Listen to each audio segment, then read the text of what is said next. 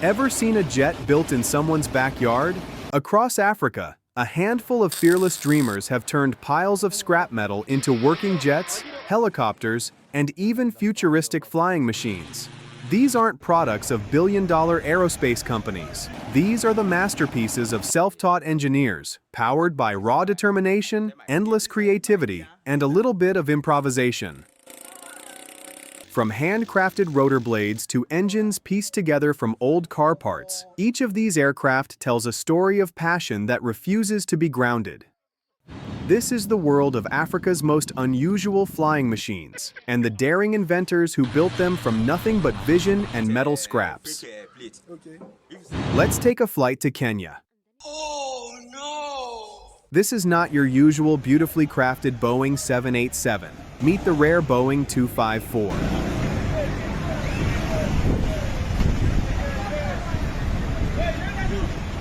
Built by a Kenyan man, Freddie, the engineer. This homemade helicopter is built using aluminum, stainless steel, and carbon fiber. Freddie turned his tuk-tuk, a three-wheeled motorized vehicle, into a helicopter. His passion for flying sent him down this path, but it's fair to say that his dream of flying in this helicopter will not be lived, not for a couple of years. This aeroplane was invented by Fred engineer, and it is ready to fly. There are people who have already gotten their tickets. We are just about to leave. We are waiting for the travelers. They are about to arrive. We are about to leave.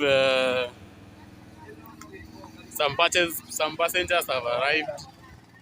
Still in Kenya, John Maurice from Rongo built a microlite aircraft. John built his first aircraft in 2016, a remote control plane, and has been fueling his passion ever since. He studied automotive engineering in college, and now he flies his microlite. Unlike Freddie's, this one actually flies. He built it using aluminum pipes, a used aircraft engine from South Africa, and a wooden propeller, just like the World War II planes. In Uganda, one man's dream to fly a homemade helicopter has been repeatedly forced down to earth. Meet Joseph Nkaheza's 5-year-old creation, a homemade helicopter built locally from scrap metal. He has crashed and injured himself several times, but he says he is still aiming for the skies. His supporters encouraged him not to give up. So, after gaining experience in mechanics, he taught himself how to build an aircraft and is now ready for takeoff. During this test flight, the aircraft successfully took off, but when Nkaheza tried to land, this is what happened.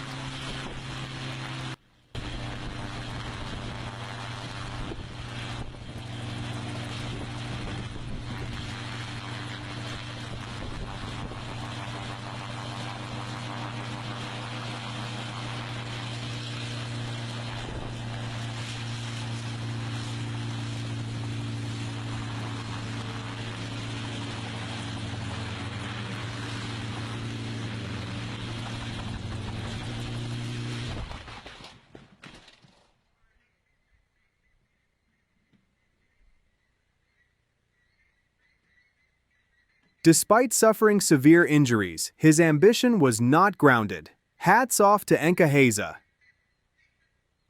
Here is another one that actually took off. The villagers were left wondering how he would land. Like this one will fly. Yeah, this one will fly. This one is flying. I'm going to tomorrow I will start building my own. Wow, wonderful, wonderful. Jesus. Hey, how is he going to land? Have you been dreaming of building this when you were very small, or it was when you started your welding job that you started with this idea? Meanwhile, in the north-central region of Nigeria, Benue State, Paul Ona built this helicopter using scraps. He claims that one day he cried to God, and his dead father appeared to him in a dream, telling him to go build an airplane. He then asked his father where he would get the money to build the plane, but I guess he didn't answer him. So he went to his brother and told him about the dream, but of course, his brother in his right mind refused. My name is Paul Ona. I'm from Benue State, of the local government. Oguri do. God tell me that make I build the aeroplane. This why I tell my God that how I can get money to build the aeroplane. He say make I do it. I honestly can't tell if this is satire or ambition, because the rotor blade is a ceiling fan, and no matter what engine you strap to it, a ceiling fan is not going to lift anything except your hopes.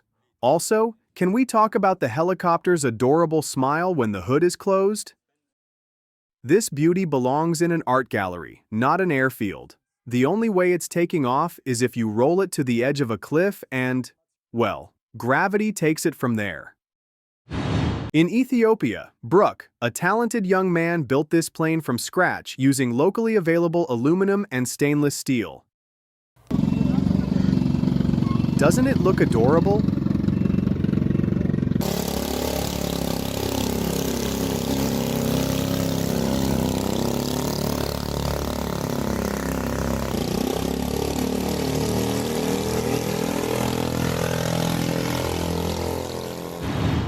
Meet Gabriel, a man from Kenya who has built 10 aircrafts, all falling apart but never gave up. After 7 years, he is here to prove that he is improving his skill. This one has been tested in Murang'a quite a number of times, and we are trying to correct the defects that we saw. First of all, it was overweight before. We've tried to make it lighter by building lighter wings. Gabriel assembles airplanes from his own compound by researching the internet, popularly known for this plane.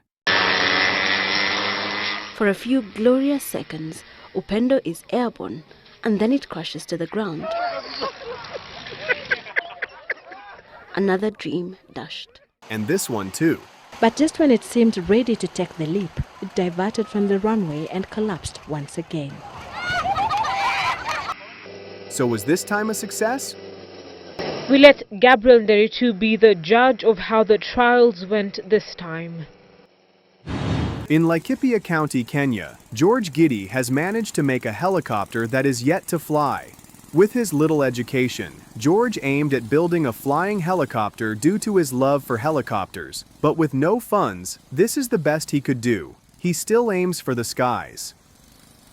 I'm not really sure whether to call it a helicopter, but with this one he really tried. Somewhere in Cameroon.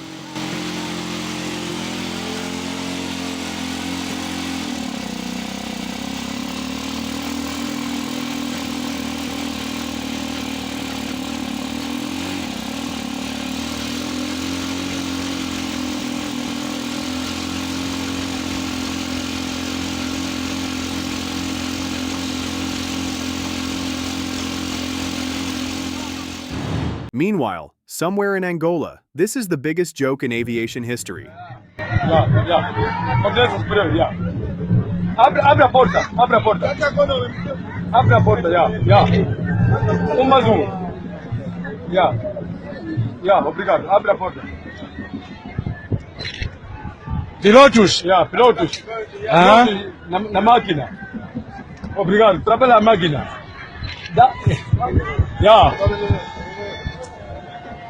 Levanta o helicóptero. Levanta.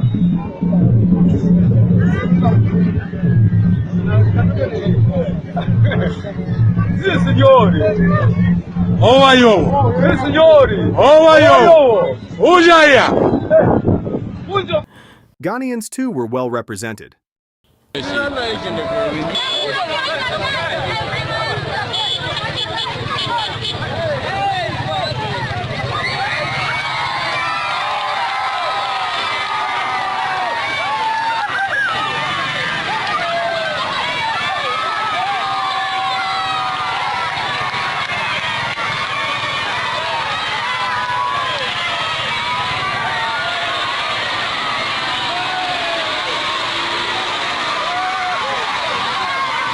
You can actually feel the excitement in the crowd.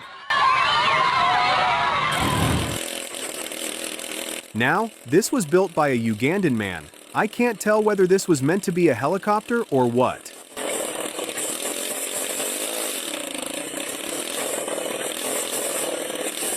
Anyways, that's all we had for you today. Thanks for watching and see you in our next video.